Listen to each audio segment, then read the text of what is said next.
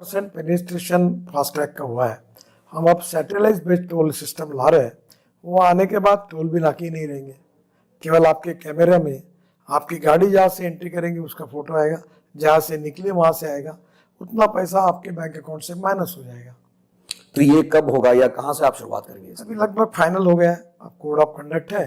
ये चुनाव खत्म होने के बाद जब नई सरकार आएगी तो निश्चित रूप से होगा। देखिए, if you want good services you have to pay for it. और दूसरा, ये टोल टैक्स ये चार्ज नहीं है। ये आप देखिए, मुंबई से पूना, आपको पता है ये हमारा हाईवे नहीं था तो 9 घंटे लगते थे, अब 2 घंटे में आते हैं। तो 9 घंटे में जो गाड़ी चलती है और 2 घंटे में उसमें पेट्रोल डीजल की बचत होती है। पहली बात, समय के 7 घंटे बचते हैं।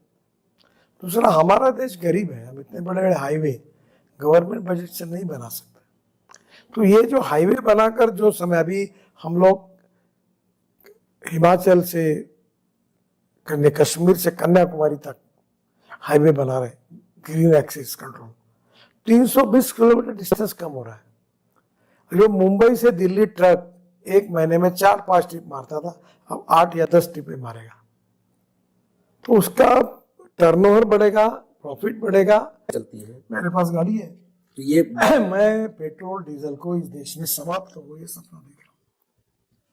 और इसलिए अल्टरनेटिव फ्यूल में हाइड्रोजन और अल्टरनेटिव और बायो फ्यूल में ethanol, electric, bio CNG, bio LNG, methanol और हाइड्रोजन तैयार हो। और मेरा सपना पूरा हो रहा है। मैंने अभी कर्नाटक में, बेंगलोर में 15% मिथेनॉल डीजल में डालकर, कर्नाटक सरकार का प्रोजेक्ट पायलट प्रोजेक्ट सक्सेसफुल हुआ। अब अशोक लेलैंड ने मिथेनॉल के ट्रक बनाए। अब हमारे यहाँ, मेरे पास गाड़ी है फ्लेक्स इंजन, टोयोटा की इनोवा, वो इलेक्ट्रिक पर चलती है 60%, 40% इथेनॉल पे चलती है, पेट्रोल पे भी चल सकती है, हाइब्रिड है। अब उसकी कॉस्ट निकाले जाए पेट्रोल के एवरेज के हिसाब से तो 25 रुपए लीटर पेट्रोल का भाव पड़ता है। अब टीवीएस, हीरो, बाद में बजाज, इन्होंने 2 व्हीलर फ्लेक्स इंजन में बनाई है। तो देश में बदल हो रहा है। मैं चाहता हूँ कि देश का किसान ऊर्जादाता बने। इस देश का किसान केवल अन्नदाता नहीं, ऊर्जादाता बने। ऊर्जादाता नहीं, अब बिटुमिन वाला बने। अब बिटुमिन नहीं, हवाई ईंधन दाता बने। अभी ये पानीपत में परली से जलाते थे, दिल्ली में प्रदूषण हो रहा था। 1 lakh litre ethanol, 76,000 tonne bio aviation fuel, sustainable aviation fuel और 150 टन बायो बिटुमिन तैयार हुआ। इंडियन ऑयल का प्लांट है। मैं मानता हूं कि इस देश में एनर्जी क्रॉप्स बनने चाहिए। हाइड्रोजन किसान तैयार करेगा। और हम हाइड्रोजन एनर्जी को आयात करने वाले नहीं, निर्यात करने वाला देश। तो आपका एक आंकड़ा मैंने पढ़ा कि 16 लाख करोड़ रुपए का हम आयात करते हैं हर साल। फॉसिल फ्यूल हमारा 16 लाख करोड़ का इनपुट होता है। अगर इसमें से 8 से 10 लाख करोड़ अगर गांव में जाएंगे, किसानों के हाथ में पैसा जाएगा, तो देश की तरक्की कितनी होगी, एम्प्लॉयमेंट पोटेंशियल कितना बड़ा होगा, per capita income, agriculture growth rate लेकर कितना बढ़ेगा। आज 12% एग्रीकल्चर ग्रोथ है, अगर ये चला गया तो ये 22% में जाएगी। तो कितना गांव से क्यों लोग आएंगे शहर में। गांव समृद्ध संपन्न बनेंगे, स्मार्ट सिटी नहीं स्मार्ट विलेजेस बनेंगे, उनकी परचेसिंग पावर बढ़ेगी। नहीं, तो ये जो आपकी हाइड्रोजन से गाड़ी चलती है उसमें बड़ी लोगों की रुचि है कि वो जनता में कब, मतलब कंज्यूमर तक कब पहुंचेगी वो गाड़ी? देखो, हाइड्रोजन 3 प्रकार का, एक कोयले से बनता है ब्लैक हाइड्रोजन, जो पानी और बायोमास से और कचरे से बनता है ऑर्गेनिक वेस्ट से, वो ग्रीन हाइड्रोजन, और जो पेट्रोलियम से बनता है वो ब्राउन हाइड्रोजन। अब हमारे यहाँ ग्रीन हाइड्रोजन अभी तक तैयार नहीं हुआ। हाइड्रोजन भरने के लिए जो पंप लगते हैं वो लगेंगे, पर हाइड्रोजन की बसें ट्रक बन गई है। अब आईसी इंजन में अभी टाटा और लेलैंड ने उसमें हाइड्रोजन डाल सकते हैं। हाइड्रोजन पे रेलवे के इंजन चल रहे हैं, हाइड्रोजन पे हवाई जहाज चलेंगे।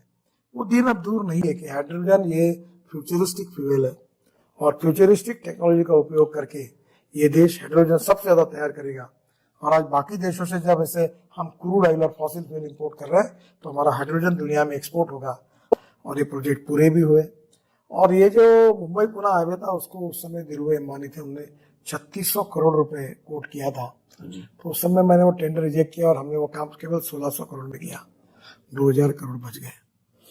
तो एक तो वो क्या कहानी करते कि बार बार आप पहले ही बता चुके हैं, विजय राघव की विधानसभा में शायद आपने ये बात बताई थी कि उन्होंने 3600 करोड़ मांगे थे, उन्होंने मुंबई में जमीन भी मांगी थी और आपने कहा कि नहीं मैं इस सस्ते में काम करा दूंगा, फिर आप दूसरे ठेकेदार लेके आए। उन्होंने क्या किया, जब टेंडर रिसीव किए थे, 3 टेंडर आए थे, तो लोवेस्ट ऑफर उनकी थी 3600 करोड़ की।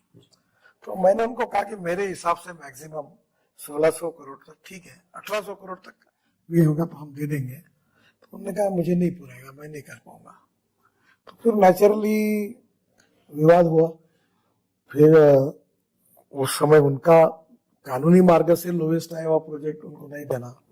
तो मैंने स्टैंड लिया कि ये 1800 करोड़ में हो सकता है।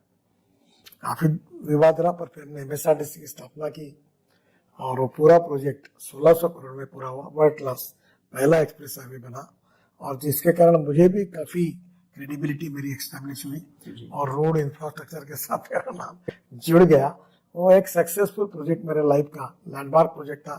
फिर वर्ली बांद्रा सीलिंग प्रोजेक्ट शुरू किया, फिर 55 उड्डान पुल बनाए, और ये सब प्रोजेक्ट के कारण हाईवे रोड कंस्ट्रक्शन, इसमें लोग जो इनोवेटिव मॉडल था BOT का, जिसमें पब्लिक प्राइवेट इन्वेस्टमेंट खड़ा करके हुआ, उसकी काफी सराहना हुई।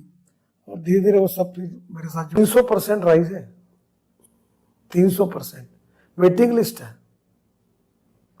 और देखो अभी लिथियम आयन बैटरी की कीमत $150 पर किलोवाट पर आवर है, फिर वो $112 पर आई, और जिस दिन वो $100 पर आएगी, $100 पर किलोवाट पर आवर, उस दिन पेट्रोल डीजल की गाड़ी और इलेक्ट्रिक की कीमत सेम होगी।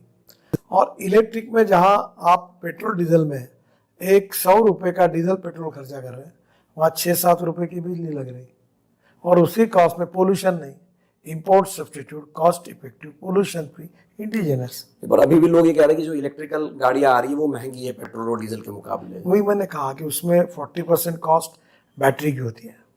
अब बैटरी की कीमत $150 पर किलोवाट पर आवर थी, वो 6-7-8 महीने में $100 पर किलोवाट पर आवर हो जाएगी। तो पेट्रोल डीजल की गाड़ी और इलेक्ट्रिक की गाड़ी की कीमत सेम हो जाएगी, तो लोग वही वापरेंगे।